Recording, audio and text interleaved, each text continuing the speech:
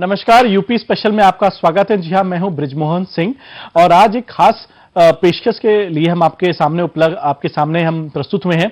लखनऊ विकास प्राधिकरण आखिर लखनऊ में क्या बेहतरी कर रहा है और लखनऊ विकास प्राधिकरण के वीसी सतेंद्र सिंह जी के आने के बाद से एलडीए ने किस प्रकार का काम किया है, क्या डेवलपमेंट, उसको लेकर के आज हमारा ये प्रोग्राम है कि कितने जोर शोर से जिस प्रकार का जनेश्वर मिश्रा पार्क में वहां कार्यक्रम उन्होंने आयोजित किया। हाल ही में मुलायम सिंह यादव जी के जन्मदिन पर उन्होंने देश का सबसे बड़ा वहां पे उन्होंने झंडारोहण किया और जिसका Guinness book of world record में भी उसका नाम आ रहा है, उसको लेकर के तमाम ये चर्चाओं में जब ये जनेश्वर मिश्रा पार्क आया और उनकी काफी सराहना हुई इस पूरे मामले में सतेंद्र सिंह जी की। उसके बाद से साधना प्राइम न्यूज ने इस बात की पहल की कि उन्हें भी खासतौर से सतेंद्र सिंह और एलडीए की कोई जो डेवलपमेंट्स हुए हैं उसको हम आपके सामने रखें और आज का हमारा स्पेशल प्रोग्राम उन्हीं को लेकर के है। सीएम अखिलेश यादव का dream project Janeshwar Mishra park. Dream project को साकार करने में जुटा लखनऊ विकास प्राधिकरण। नई तकनीक और झूलों से सजा पार्क। जल्द पूरा होगा पार्क का तीसरा फेज। उत्तर प्रदेश की समाजवादी सरकार और मुख्यमंत्री अखिलेश यादव के ड्रीम प्रोजेक्ट को साकार करने में जुटा है लखनऊ विकास प्राधिकरण।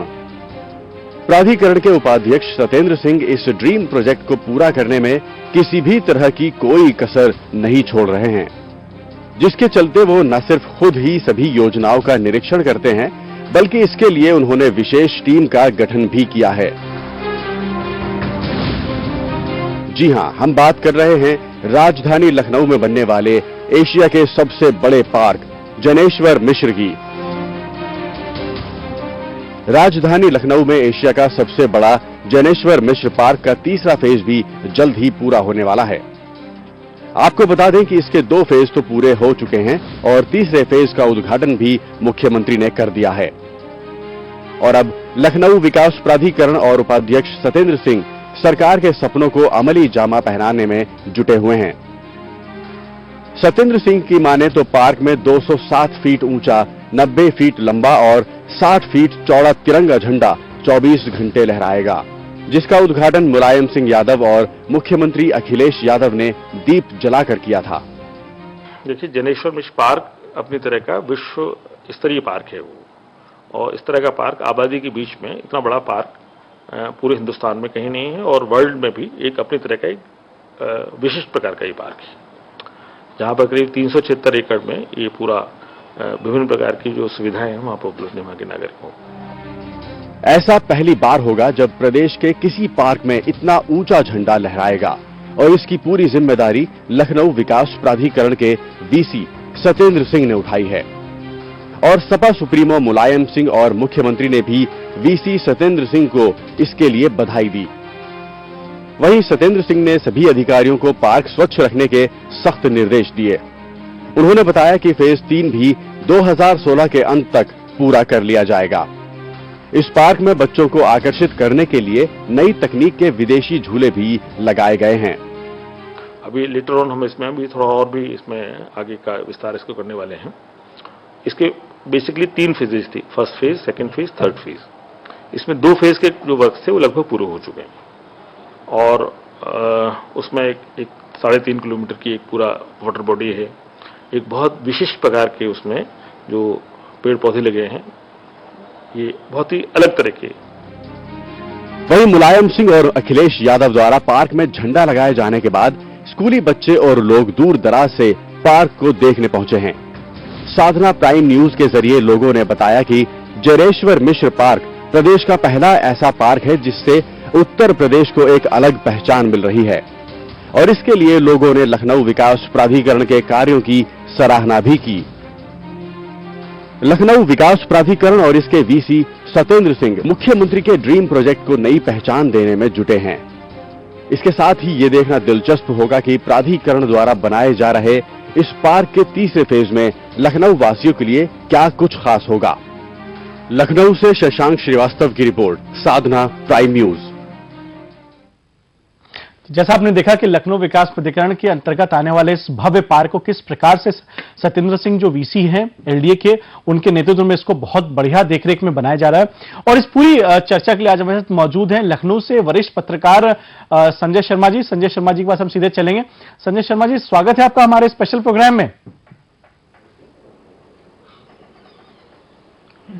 धन्यवाद आपका। संजय जी, जहां तक कि मैं जानता हूं, हालांकि मुझे कभी अवसर मिला नहीं आपके दफ्तर आने का, लेकिन आपका दफ्तर शायद लखनऊ विकास प्राधिकरण के नजदीक में है, और इसलिए मैं आपसे ये जरूर जानना चाहूं कि जो हमने बात कही, अभी हमने एक पैकेज दिखाया एलडीए के बारे में और वीसी साहब के बारे में, आप वहां पे लखनऊ में काफी समय से उन पत्रकारों में आपकी गिनती है जो कि जिनको एक वन मैन आर्मी ज्यादा कही जाती है, जहां तक मुझे इस बात की जानकारी है, और जो आपकी खबरों से, जो मैं आपके अखबार को जब मैं देखता हूं और उसको मैं हमेशा लोगों से भी सुनता रहता हूं, तो एक वन मैन आर्मी की तरफ है। लगभग हर विभाग में जो आपकी पैनी नजर रहती है, जो पकड़ रहती है, उसके बाद से हमने एक ऐसे एक्सपर्ट को आज अपने साथ रखा, और उस एक्सपर्ट के तौर पर जो हमने जो पैकेज दिखाया है, क्या कहना चाहेंगे आप?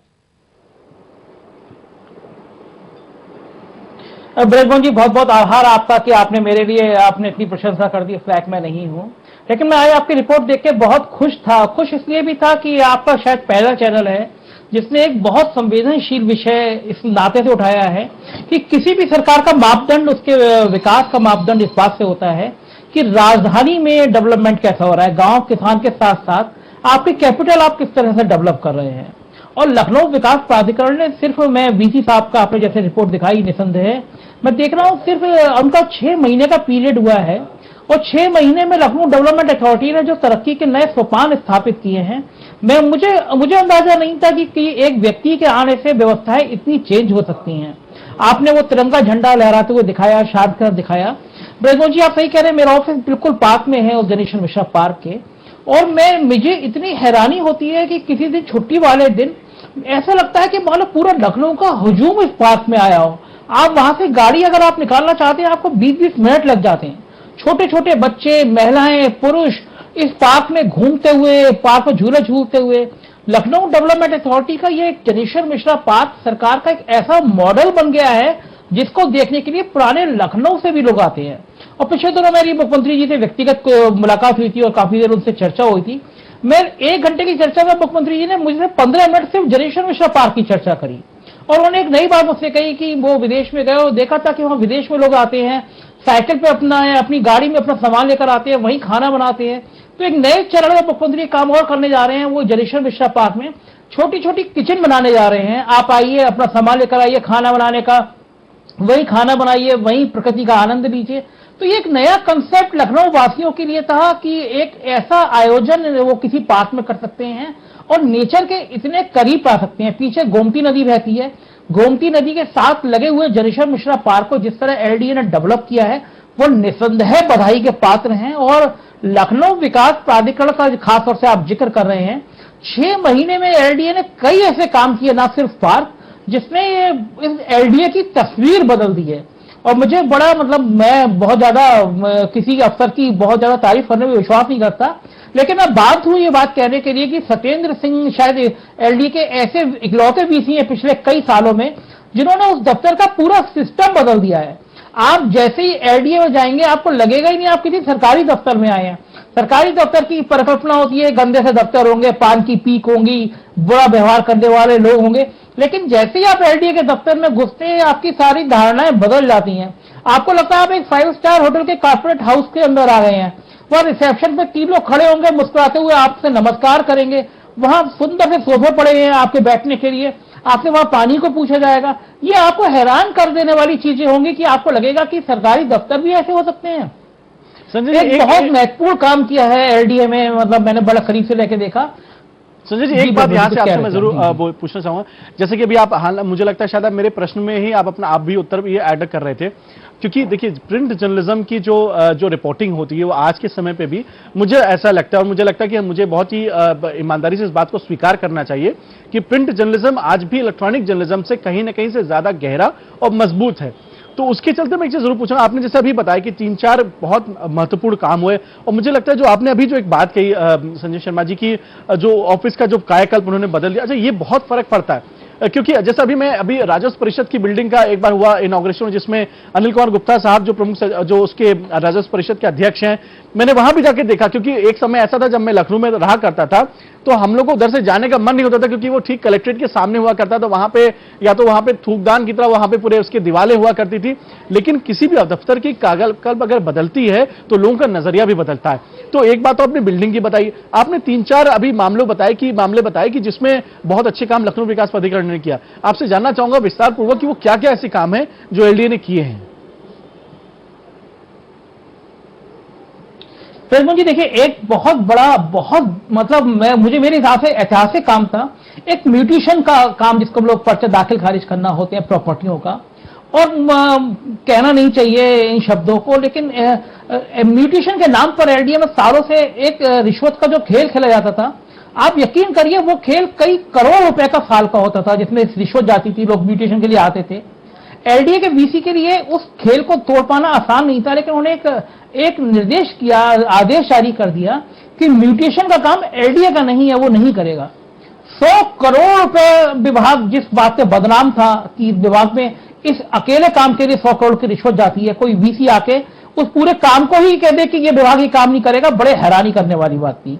एलडीए बदनाम था कि आम आदमी की वो समस्याएं नहीं सुनता है, आम आदमी के काम नहीं करता है। वहां के लोग आपको दफ्तर में कुर्सी पे नहीं मिलेंगे, बाहर चाय की दुकानों पे या किसी कॉन्ट्रैक्टर के साथ मिलेंगे।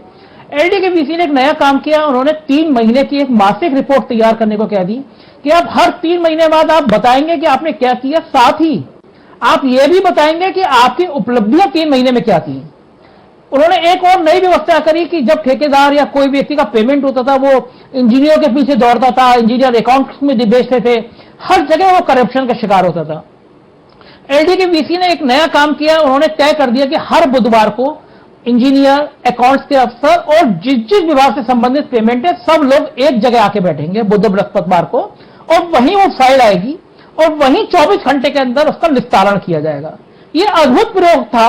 आप सारा करप्शन एक झटके में आप खत्म करने की कल्पना कर सकते हैं कि सारे एक दिन निर्धारित हैं, फाइल आएगी और जिन जिन को आपत्ति लगानी होती है वो सभी लोग एक मेज पे बैठे होंगे और हाल के हाल उसका निस्तारण कर दिया जाएगा। ये अभिनव प्रयोग थे।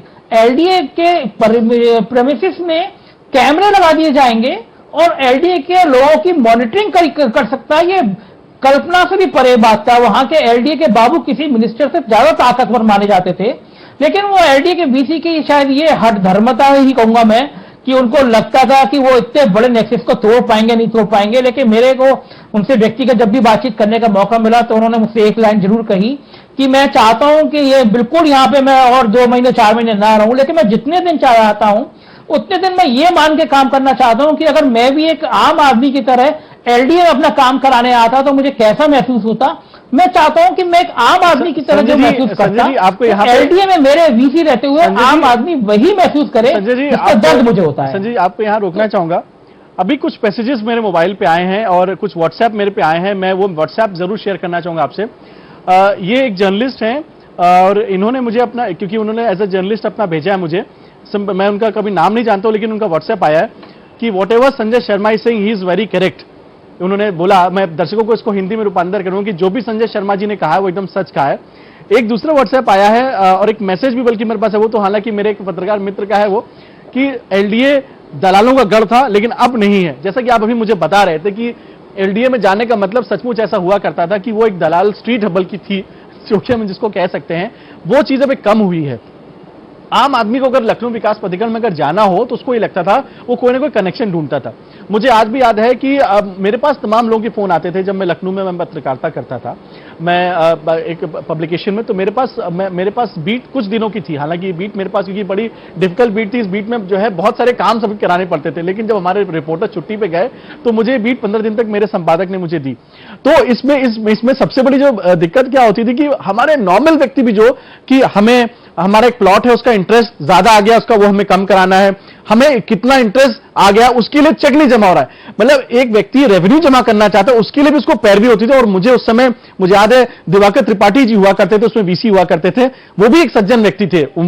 दिवाकर त्रिपाठी जी भी जो है जब हम जिक्र करते थे तो वो कहते थे वो सारी पर्चियां ले लेते थे, लेकिन मुझे लगता था कि वो समय आज भी चल रहा था। जैसा आज आपने बताया मुझे कि एलडीए में तब्दीलियां हुई लेकिन ये चीज अभी बनी रही, तो ये क्यों? आखिरकार राजधानी में पढ़े लिखे लोग भी रहते हैं संजय शर्मा जी, क्या ऐसा माना जाए, क्या हम जैसे लोगों को या राजधानी में रहे पढ़े लिखे लोगों को भी अब एक आदत से होगी थ्रू जाने में, या सचमुच एलडीए का सिस्टम इतना बिगड़ चुका था वहां? देखिए, सिस्टम पिछले बहुत 20, 25, 30 सालों से एलडी का सिस्टम बहुत बिगड़ा हुआ था। आप पैसा जमा कराने वाली बात कह रहे हैं, मैं आपको ब्रजमोहन जी बहुत मजेदार किस्सा बताऊं। आज से लगभग 1 साल पहले एक व्यक्ति ने सूचना के अधिकार के तहत कुछ जानकारी मांगी। जब वो जानकारी नहीं मिल पाई तो वो संबंधित लिपिक के पास में गया और उसने कहा कि मुझे ये जानकारी उपलब्ध करा दी जाए। लिपिक ने उसको सूचना के अधिकार के तहत जानकारी देने के लिए भी 1000 रुपए मांग दिए। तो आप सोच सकते हैं कि जो विभाग इस लेवल तक करप्शन में जाल में अकड़ा हुआ, उसको सुधार करना और कर्मचारियों को यह मैसेज देना कि तुम्हें काम करना ही है। एलडीए के वीसी ने ऐतिहासिक काम किया, जनेश्वर मिश्रा पार्क सरकार की प्राथमिकताओं में था। तो एलडीए में पहली बार उन्होंने चीफ इंजीनियर को जनेश्वर मिश्रा पार्क में फुल टाइम कैंप करने के आदेश कर दिए कि आप अपना दफ्तर जनेश्वर मिश्रा पार्क में बनाएंगे, क्योंकि लखनऊ का सबसे महत्वाकांक्षी प्रोजेक्ट है। आप अपनी सारी फाइलें वहीं बैठ के करिए। जिस दिन झूला लग रहा था रात के 11-12 बजे तक, इंजीनियर तो कल्पना क्या करते होंगे, वो जाते होंगे, लेकिन जब वीसी रात के 12 बजे तक पार्क में खड़ा हुआ है तो निश्चित रूप से आपको अपनी टीम के साथ वहां रहना होगा। रात के 11-11 बजे तक एलडीए का वीसी बैठ के मीटिंग कर सकता हो, इस बात की कल्पना एलडीए में आपसे पहले किसी ने नहीं करी थी। तो एक व्यक्ति सिस्टम को कैसे बदलता है, ये मैंने सत्येंद्र सिंह के वीसी रहते हुए दौर में देखा कि अकेले एक व्यक्ति ने सिस्टम को पूरा चेंज किया। एक शिकायत प्रकोष्ठ बनाया, आप वहां शिकायत दर्ज करिए, आपको नंबर मिलेगा, आप व्हाट्सएप पे करिए, आप मेल पे करिए, आपको एक नंबर मिलेगा और आपको बताया जाएगा कि आपकी शिकायत में कार्रवाई क्या हुई। ये सिस्टम डेवलप नहीं करना चाहता कोई। और मुझे ये बात तो कहने में ब्रजमोहन जी कोई संकोच नहीं है। ये बात सही है कि एलडीए के वीसी का पोस्ट सत्ता के बड़े करीबी होता है व्यक्ति वो, और हमेशा जो उसकी सत्ता होती है वो अपने करीबी व्यक्ति को करता है। लेकिन करीबी व्यक्ति जब ये सोचे कि अगर वो उस सिस्टम को ठीक करेगा तो उसकी सरकार की साख भी अच्छी होगी। लेकिन एलडीए में वीसी जो रहे वो सिस्टम को ठीक करने की जगह व्यवस्थाओं में शामिल होने की कोशिश में जुटे रहे। नतीजा यह रहा कि व्यवस्थाएं कभी सुधरी नहीं। लेकिन बड़ा अच्छा है, मुझे लगता है कि सत्येंद्र सिंह जी ने एक नया प्रयोग किया और वो लखनऊ में लंबे समय तक अलग अलग पदों पर रहे हैं, उनका ये प्रयोग सफल हुआ। जनेश्वर मिश्रा पार्क में आप ब्रजमोहन जी शायद बहुत अब कभी जिस झंडे लगने के बाद आप शायद लखनऊ आए नहीं होंगे। कल रात को मैं वहां 12:30 बजे अपनी गाड़ी से निकल रहा था, मेरा घर भी उसी इलाके में पड़ता है। आप कल्पना करेंगे कि मौसम ठंडा था, रात के 12:30 बजे वहां करीब 120-125 लोग मिनिमम वहां खड़े होकर झंडे के फोटो खींच रहे थे। मतलब मेरे लिए बिल्कुल हैरानी करने वाली बात थी कि दिल्ली के कनॉट प्लेस का माहौल 100-150 लोग खड़े होकर रात के 12 बजे के बाद में ठंड के मौसम में लहराते हुए झंडे के तिरंगे के फोटो खींच रहे हो। ये लखनऊ में बन सकता है। लखनऊ में झीलों की बोटिंग के लिए चौक आबादी के मुस्लिम आबादी के लोग, आमतौर पर मैं देखता हूं कि मुस्लिम कम घूमना पसंद करते थे, लेकिन यहाँ चौक से लोग बड़ी संख्या में अपने बच्चों के साथ आते हैं, पार्क में घूमते हैं, बच्चे एंजॉय करते हैं। एक बड़ा कंसेप्ट है, बड़ी सोच है, बड़ा दायरा है। और ये बात का संकेत है, अगर कोई ब्यूरोक्रेट अपनी सोच को बड़ा करता है, अपने दायरे को बड़ा करता है, अपने विजन को बड़ा करता है, तो खुद की तो ख्याति वो पाता ही पाता है, लेकिन कहीं ना कहीं सरकार को भी ये मैसेज देता है, सरकार की भी ख्याति बढ़ाता है। और मेरा तो मानना है सरकार को ये चिन्हित करना चाहिए कि ऐसे कौन कौन से अधिकारी हैं जिनके रहने से जनता में एक अच्छा संदेश आता है, जनता जिनसे खुश होती है। जाहिर है कि अगर आप अफसर अच्छे हो गए तो आम आदमी खुशी महसूस करेगा और सरकार का संदेश अच्छा जाएगा। संजय जी, जनेश्वर मिश्रा पार्क आज कम से कम वहां पे 8 से 10 हजार आदमी रोज घूमने आता है। सुबह आप कभी देखिए, वही कहता है कि यार सरकार ने ये काम तो बड़ा अच्छा किया, पार्क बड़ा अच्छा बनाया। जी संजय जी, एक बात यहां जरूर पूछना चाहूंगा, क्योंकि हम लोग पॉजिटिविटी की तरफ सारी बात कर रहे थे, क्योंकि आपकी बड़ी पैनी नजर रहती है और आपका जो अखबार है 4 PM उसकी जो खबरें हैं, मुझे लगता है बहुत सारे चैनल्स उन आपकी खबरों को ले लेते हैं, भले कोट ना करें, लेकिन मैंने देखा कई बार आपकी छपी हुई खबरें अगले दिन चैनल्स की हेडलाइंस बनती हैं और या उस दिन शाम को ही हेडलाइंस बन जाती हैं। कई टॉपिक्स आपके अखबार पे छपी हुई खबरों पे हो जाते हैं। मैं एक बात इसलिए आपसे मैं ज्यादा मुझे लगता है आपसे ऑथेंटिक व्यक्ति नहीं है जो इस बात पर जवाब दे सकेगा। एक बात खासतौर से मैंने और देखी है एलडी के बारे में कि वहां पे अवैध जो बिल्डिंगें होती हैं उसके निर्माण को लेकर के वहां बड़ी कॉकस एक बना हुआ है, जेई का, एई का, वहां के जो प्रोजेक्ट मैनेजर्स हैं जो भी उसमें होते हैं, कि जैसे कई ऐसे बड़े लोग हैं जिनको एक परमिशन होती है कि आपको सिर्फ आप अपनी बिल्डिंग को कंस्ट्रक्ट कर सकते हैं, उन्होंने बिल्डिंगें खड़ी कर रखी है। और ऐसे बहुत लोग हैं, उसमें सत्ताधारी दल के लोग तो हैं, लेकिन कई ऐसे लोग हैं जो सत्ताधारी दल के नहीं भी हैं, फिर भी उनकी अवैध बिल्डिंगें बनी हुई हैं और इंक्रोचमेंट्स वहां पे हैं और तमाम समस्याएं। क्या इस पे आपको नहीं लगता कि इस पे थोड़ा लखनऊ विकास प्राधिकरण अभी भी कहीं ना कहीं थोड़ा पीछा है इस मामले में, या कहीं ना कहीं अवॉइड कर रहा है किसी दबाव के नाते या किसी प्रलोभन के नाते? ब्रजमोहन जी, इस बात को समझने के लिए दो नजरिए साफ करने होंगे हमको। एक तो वो बिल्डिंग जो बहुत पुराने टाइम से बनी हुई है, उनको एलडीए ध्वस्तीकरण की प्रक्रिया शुरू करेगा तो उसको कई और विभागों की जरूरत पड़ेगी। उसको प्रशासन की जरूरत पड़ेगी, उसको पुलिस की जरूरत पड़ेगी, उसको पीएससी की जरूरत पड़ेगी। और कई बार ऐसा हुआ कि एलडीए के लोग इंक्रोचमेंट हटाने गए तो उनको पुलिस बल नहीं मिल पाया, जाहिर है उनको वापस आना पड़ा। साथ ही में दूसरी बिंदु पे आपने बहुत अच्छी बात कही है ये, और ये बहुत बड़ी समस्या है किसी भी अच्छे विकसित होते हुए शहर की, और खासतौर से लखनऊ शहर की जो विकसित हो रहा है। एलडीए के वीसी ने चीफ सेक्रेटरी को, लखनऊ के डीएम को, सारे लोगों को कम से कम 1 दर्जन पत्र लिखे हैं और एक इतना अच्छा उन्होंने प्रयोग का सुझाव दिया है। मुझे लगता है कि अगर सब लोग इससे मान लें तो इस समस्या का निदान हो जाएगा। उन्होंने चीफ सेक्रेटरी से एक रिक्वेस्ट करके, ये प्रिंसिपल सेक्रेटरी होम से भी, आवास से भी एक रिक्वेस्ट करके उन्होंने ये कहा कि सर, अवैध निर्माण जहां हो रहा हो उसके होने से पहले ये शर्त रख दी जाए कि बिल्डिंग में पानी का कनेक्शन देने से पहले, बिल्डिंग में बिजली का कनेक्शन देने से पहले एलडीए का अप्रूव नक्शा दिखाना जरूरी होगा बिल्डिंग बनाने वाले को। अब होता क्या ब्रजमोहन जी, बिल्डिंग बन के खड़ी हो रही होती है, बिल्डिंग बन रही होती है या बिल्डिंग बन चुकी है, अगर वहां पे पानी का लाइन है, वहां पे बिजली का कनेक्शन है, तो वो कहते रहता कि एलडीए वाले तोड़ने आएंगे, हम स्टे देंगे, कुछ कर लेंगे। लेकिन बिल्डिंग बनने से शुरू से पहले ही पानी के कनेक्शन का मापदंड ये हो जाए कि अगर एलडीए का अप्रूव नक्शा होगा तब हम आपको पानी का कनेक्शन देंगे, तब हम आपको बिजली का कनेक्शन देंगे। जाहिर है अवैध बिल्डिंग, एक भी बिल्डिंग लखनऊ में अवैध नहीं बन सकती, क्योंकि नक्शा तभी एलडीए पास करेगा जब वो बिल्डिंग वैध होगी। क्योंकि जितनी भी अवैध बिल्डिंग की बात कर रहे हैं उनके नक्शे पास नहीं होते हैं। मुझे बड़ा दुख है इस बात का। 4 महीने हो गए एलडीए को इस कवायद को लिखते हुए। संजय जी आज शासन के अफसर वो इस पर कार्रवाई नहीं कर रहे हैं।